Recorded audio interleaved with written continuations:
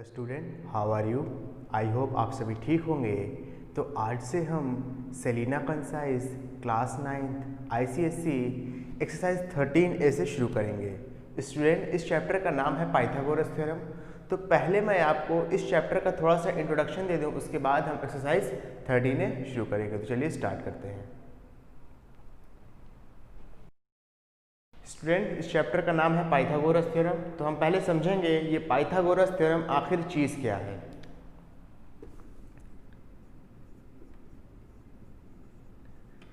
Pythagoras theorem. Pythagoras theorem ये कहता है कि अगर किसी एक राइट ट्रायंगल है, अगर कोई एक राइट एंगल ट्रायंगल है, तो उसमें जो हाइपोटेनस का स्क्वायर होगा वो इक्वल होगा बेस के स्क्वायर के प्लस परपेंडिकुलर के स्क्वायर के। एक बार फिर से, कोई भी एक राइट एंगल ट्रायंगल में जो हाइपोटेनस का स्क्वायर होगा वो इक्वल होगा बेस के स्क्वायर के और परपेंडिकुलर के स्क्वायर के सम के। ओके, मैं क्या कह रहा हूँ ज़रा इसको ध्यान से समझिए डायग्राम के जरिए।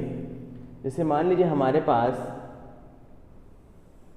एक कोई राइट एंगल ट्रायंगल है। Right angle triangle I think सबको पता होगा। राइट एंगल ट्रायंगल एक ऐसे ट्रायंगल को कहते हैं जहां पे एक एंगल एटलीस्ट आपका 90 डिग्री होना चाहिए। राइट एंगल ट्रायंगल एक ऐसे ट्रायंगल को कहते हैं जहां पे एक एंगल आपका 90 डिग्री होता है।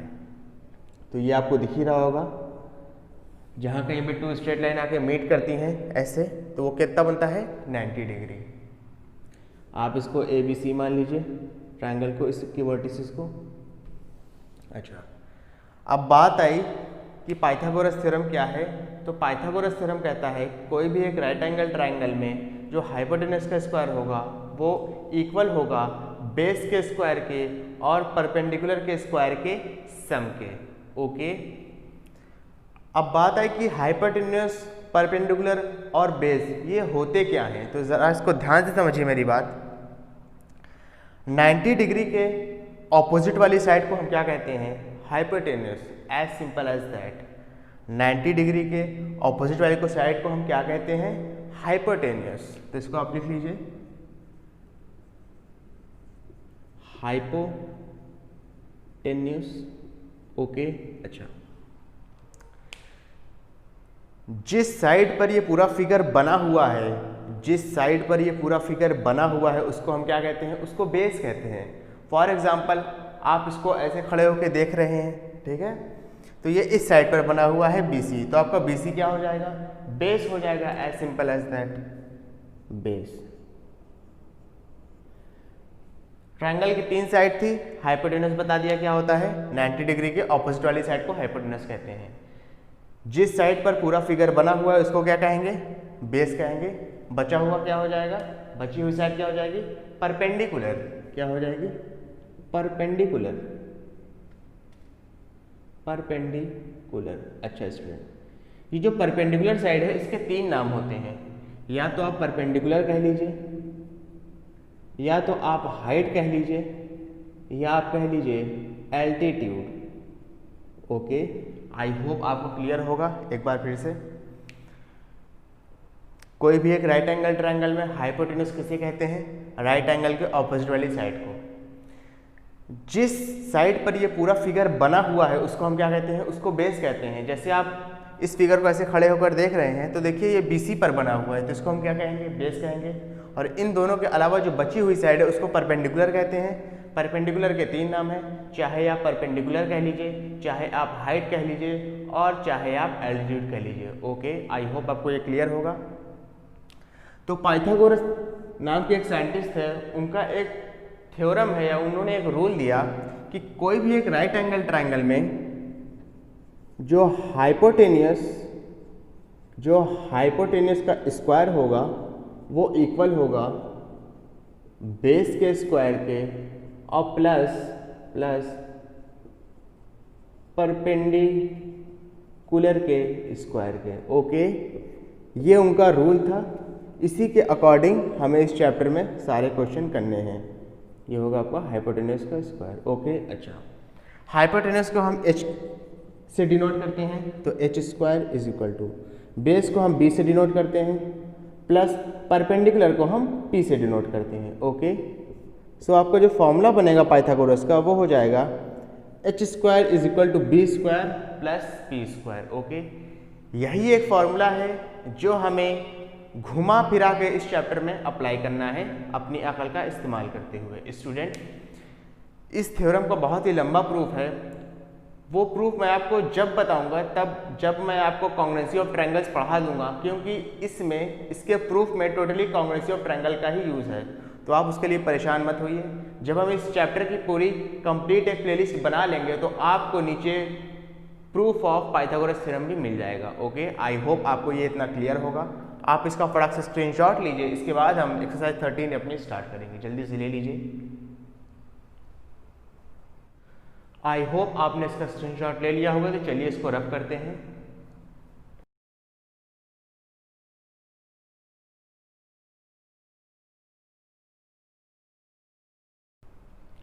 तो स्टूडेंट देखेंगे हमारा क्वेश्चन में क्या कह रहा है। कहता है अ लैडर, लैडर आपको पता होगा सीढ़ी को कहते हैं जो ऐसे रहती है, ठीक है ना। लैडर किसे कहते हैं? सीढ़ी को कहते हैं। A ladder 13 metre long rest against a vertical wall. कह रहा है एक वर्टिकल वॉल है, मतलब एक स्ट्रेट वॉल है, उस पर एक सीढ़ी लगी हुई है। सीढ़ी कुछ ऐसे लगी होगी, मेरी बात समझ रहे हैं आप? मतलब मान लीजिए ये एक वर्टिकल वॉल है तो सीढ़ी कुछ आपकी ऐसे लगी होगी। Against a vertical wall if the foot of the ladder is 5 metre away from the foot of the wall. कह रहा है अगर लैडर का फुट कहाँ है? ये है आपका, मेरी बात समझ रहे हैं आप? कह रहा है लैडर का जो फुट है वो वॉल से कितना दूर है? 5 metre from the foot of the wall. Find the distance of the other end of the ladder from the ground. अच्छा, इस बात को थोड़ा केयरफुल होकर सुनेंगे और इसका डायग्राम भी हम अच्छे से एनालाइज करके बनाएंगे। ये आपकी वर्टिकल वॉल हो गई, स्ट्रेट वॉल, ठीक है। इस पर एक लैडर लगी हुई है ऐसे करके, ठीक है ना। उसके बाद कह रहा है जो ये लैडर का फुट है, देखिए यहाँ पे देख लीजिए आप, if the ladder is 13 metre long. पहली बात, इस लैडर की लेंथ कितनी है? 13 मीटर। कह रहा है if the foot of the ladder is 5 metre away from the foot of the wall. कह रहा है जो लैडर का फुट है, लैडर का फुट ये होगा और वॉल का फुट ये होगा। कह रहे जो लैडर का फुट है वो वॉल के फुट से कितनी दूर है? 5 मीटर दूर है। मतलब जो आपको ये लेंथ दी हुई है ये कितनी है? 5 मीटर। इसको आप बना लीजिए पहले, ये दी हुई है आपको 5 मीटर। तो आपसे पूछ रहा है find the distance of the other end of the ladder from the ground. अब जाहिर सी बात है ग्राउंड तो यही रहेगा, मेरी बात समझ रहे हैं आप? और लैडर का अदर एंड क्या हो जाएगा? एक एंड तो ये है, तो जाहिर सी बात है दूसरा एंड क्या होगा? ये होगा। तो आपको मेनली इस चीज़ की लेंथ पूछ रहा है। ओके स्टूडेंट, ये बहुत आसान क्वेश्चन है। फिर देखिए यहाँ पे 90 डिग्री कौन सा होगा? जहाँ कहीं भी कुछ इस तरीके का एंगल बने तो ये वाला आपका क्या बनता है? 90 डिग्री बनता है। तो ये कितना हो गया आपका? 90 डिग्री। अच्छा, 90 डिग्री की अपोजिट वाली साइड को हम कहते क्या है? मैंने अभी बताया था, उसको हाइपोटेनस कहते हैं। तो ये आपका हाइपोटेनस हो गया। जिस साइड पर पूरा फिगर बना होता है उसको क्या कहते हैं? उसको बेस कहते हैं। तो जाहिर सी बात ये पूरा फिगर इस साइड पर बना हुआ है तो इसको क्या कहेंगे? इसको बेस कहेंगे। और इन दोनों के अलावा जो साइड बचती है उसको हम क्या कहते हैं? उसको परपेंडिकुलर कहते हैं। तो इसको हम कहेंगे perpendicular denoted by P. Okay, अच्छा अब देखिए सॉल्यूशन बाय अप्लाइंग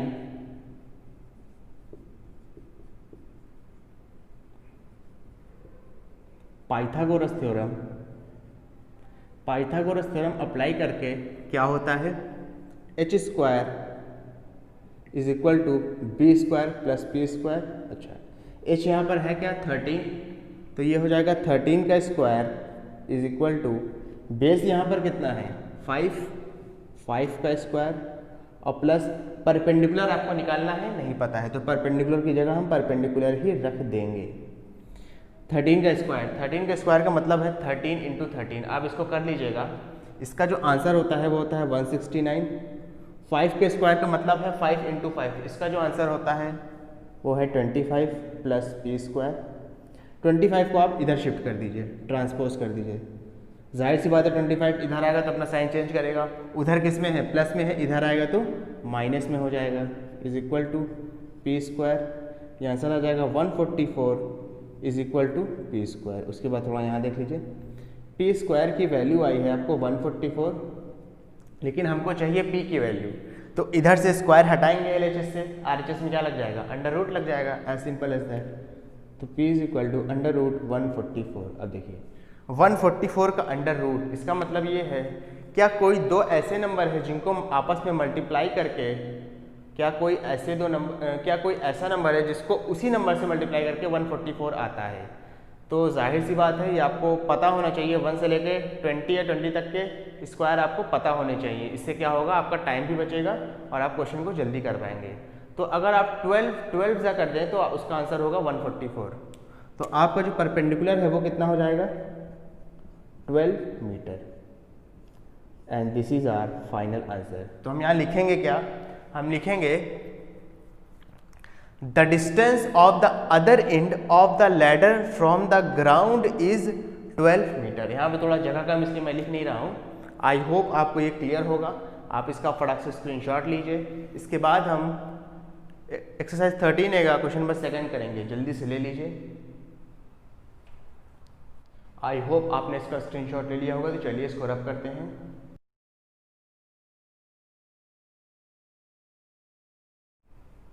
तो स्टूडेंट इस क्वेश्चन को हम थोड़ा ध्यान से समझेंगे और जानेंगे इसमें करना क्या है। कह रहा है a man goes 40 metre north and then 50 metre due west. मतलब एक आदमी है वो पहले 40 मीटर नॉर्थ की तरफ गया, फिर वो 50 मीटर किसकी तरफ गया, वेस्ट की तरफ गया। तो आपको पता करना है कि अब वो स्टार्टिंग पॉइंट से कितनी दूरी पर है। तो ये बहुत आसान क्वेश्चन है, देख लीजिए। इसमें बस एक सिंपल सा आप डायग्राम बनाएंगे, उसके बाद पाइथागोरस अप्लाई करके निकाल लेंगे सॉल्यूशन। मान लीजिए एक इंसान है, उसका स्टार्टिंग पॉइंट यहाँ पर है, ठीक है। A man goes 40 metre north, पहले कितना गया, 40 मीटर नॉर्थ की तरफ। तो जाहिर सी बात है आपको डायरेक्शन का पता होना चाहिए, नहीं पता तो यहाँ पे देख लीजिए।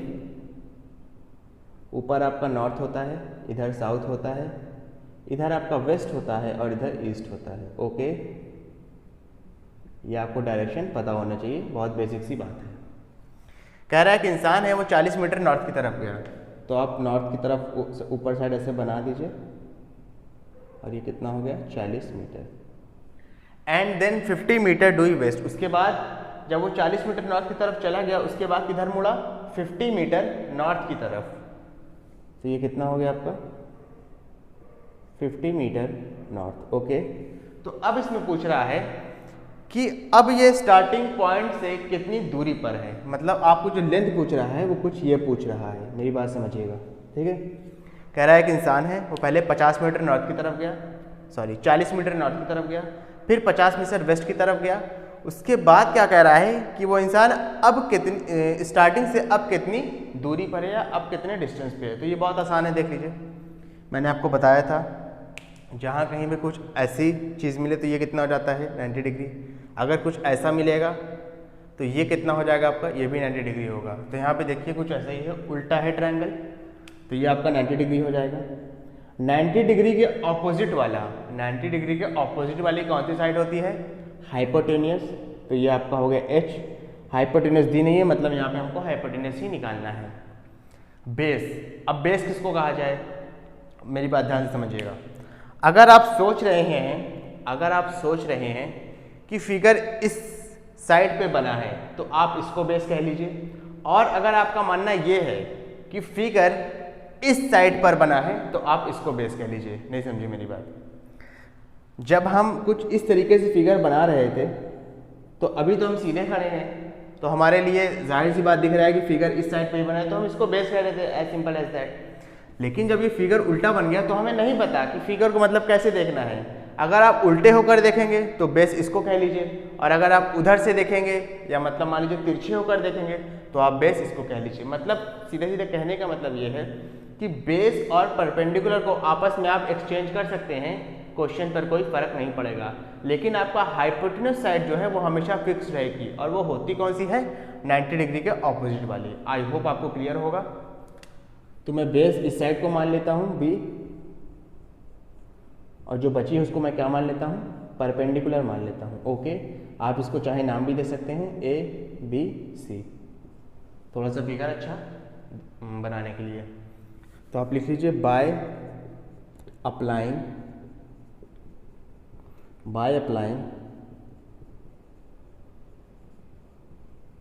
पाइथागोरस थ्योरम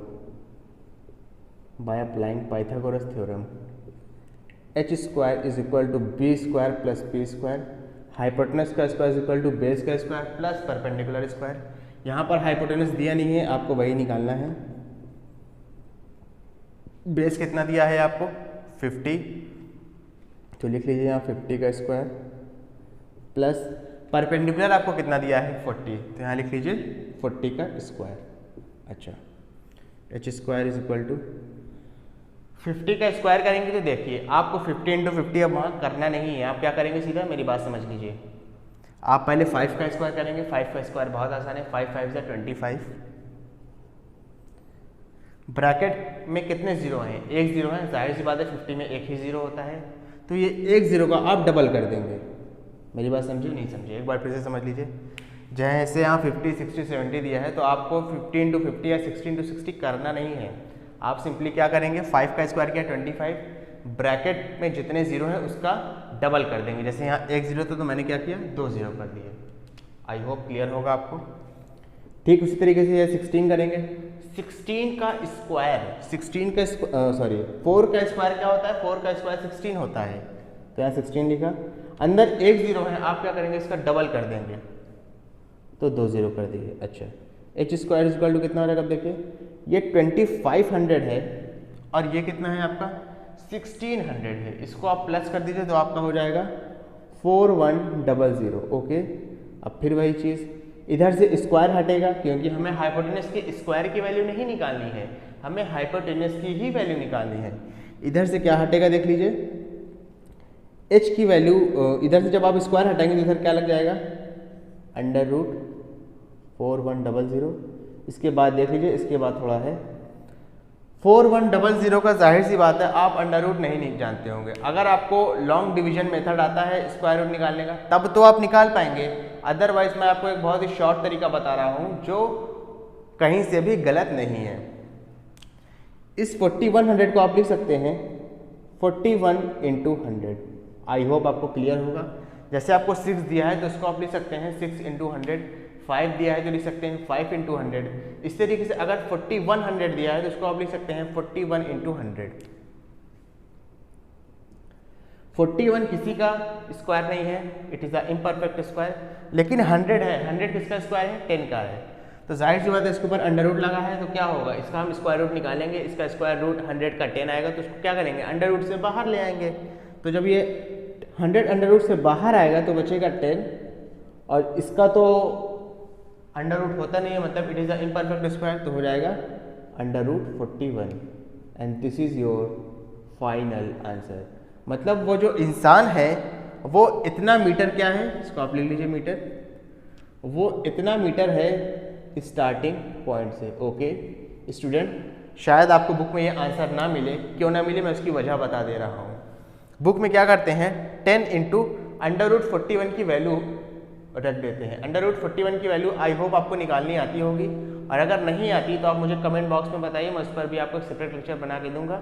और अगर इस लेक्चर में मैं बताऊंगा तो वीडियो बहुत ही लंबी हो जाएगी। Although this is not a wrong answer, ये भी बिल्कुल करेक्ट है। आप इसका फटाक से स्क्रीनशॉट ले लीजिए। इसके बाद हम एक्सरसाइज 13A का 3rd क्वेश्चन करेंगे, जल्दी से ले लीजिए।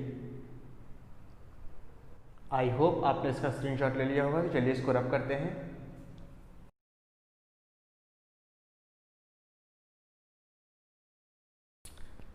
तो स्टूडेंट देखेंगे इस क्वेश्चन में हमसे क्या कह रहा है। कहता है in the figure angle PSQ, ये एक फिगर बना है जहाँ पर PSQ, अब देखिए आपको आई थिंक ये पता ही होगा कि PSQ कहने का मतलब है, ये जो मिडिल अल्फ़ाबेट है इसकी बात हो रही है। मतलब एंगल PSQ कहने का मतलब है जो एंगल S है ये कितना है, 90 डिग्री है। तो पी एस क्यू में बीच में क्या आ रहा है, एस आ रहा है, तो एस कितना है 90 डिग्री है। ओके, अगर एस 90 डिग्री है इसका मतलब क्या है, ये जो ट्राइंगल है ये एक राइट एंगल ट्राइंगल है और यहाँ पे हम पाइथागोरस थ्योरम आराम से अप्लाई कर सकते हैं।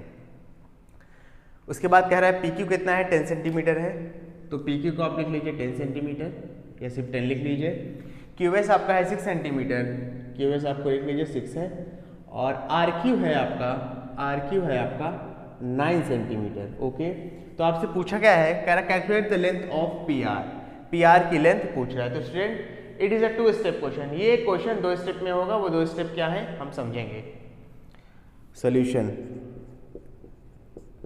पहले हम लेंगे in triangle P S Q. पहले कौन सा ट्राइंगल लिया हमने, पी एस क्यू। इसको चाहे तो आप अलग से थोड़ा बना ले नीचे सेपरेटली, ये पी एस क्यू। इसमें ये हो जाएगा हाइपोटेनियस, ये हो जाएगा बेस और ये होगा परपेंडिकुलर। आई होप आपको इतना आ चुका होगा अब तक। 90 डिग्री के अपोजिट वाला हाइपोटेनियस, जिस पर ये फिगर बना हुआ है वो बेस, और इन दोनों के अलावा जो साइड होगी वो होगी आपकी परपेंडिकुलर। हाइपोटेनस दिया है 10,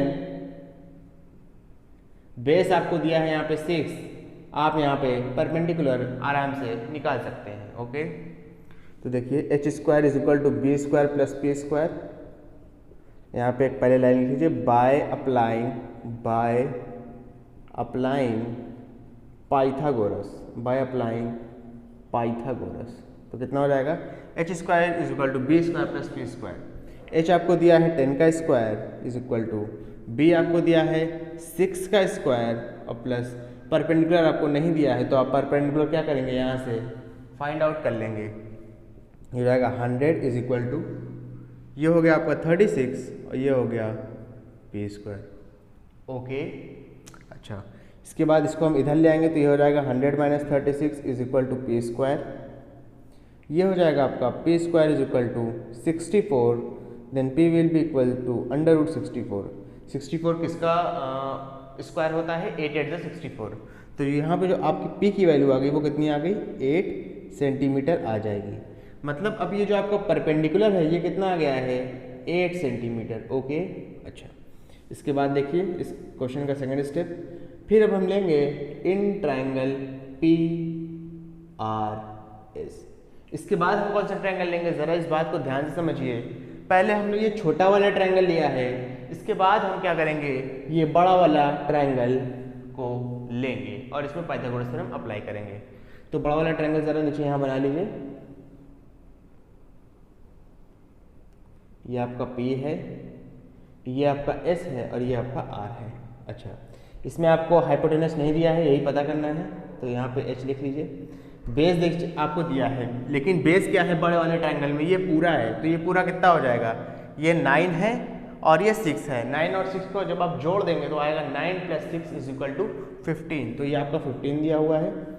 परपेंडिकुलर था कितना, PS हमको शुरुआत में नहीं पता था, लेकिन छोटे वाले ट्रायंगल में जब हमने पाइथागोरस अप्लाई किया तो हमें PS पता चल चुका है, और PS है कि आपका 8 सेंटीमीटर। इसको क्या लिखेंगे, 8। तो बहुत आसान है, देखिए बाय अप्लाइंग पाइथागोरस,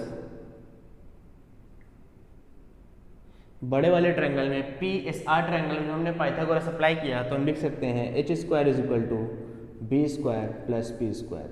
h आपको नहीं पता तो h² की जगह h² ही रहेगा। बेस आपको दिया है 15 का स्क्वायर और प्लस परपेंडिकुलर दिया है 8 का स्क्वायर। इसको आप कैलकुलेट कर लीजिए। 15 का स्क्वायर का मतलब है 15 × 15, तो इसका जो आंसर होगा ये हो जाएगा 225, प्लस 8 का स्क्वायर का मतलब है 8 × 8, तो इसका जो आंसर होगा वो हो जाएगा 64। h² = कितना हो जाएगा, 225 + 64 ऐड करेंगे तो आ जाएगा 289। इधर से स्क्वायर हटेगा, इधर क्या लग जाएगा, अंडर रूट लग जाएगा, तो h will be equal to √289। और आपको ये बात पता होनी चाहिए, मैंने पहले ही बता दिया है कि आपको एटलीस्ट 1 से लेकर 20 या 1 से लेकर 25 तक सारे स्क्वायर पता होने चाहिए। तो 289 is a square of 17, 17 are 289, तो आपका जो हाइपोटेनस है ये आ जाएगा आपका 17। और हाइपोटेनस ये हाइपोटेनस को आप कहेंगे क्या, PR ही कहेंगे, तो डायरेक्टली PR आपका कितना आ गया, 17 centimetre. And this is your final answer. Student आप इसका फटाक से स्क्रीनशॉट लीजिए, इसके बाद हम इस एक्सरसाइज का नेक्स्ट क्वेश्चन करेंगे, जल्दी से ले लीजिए।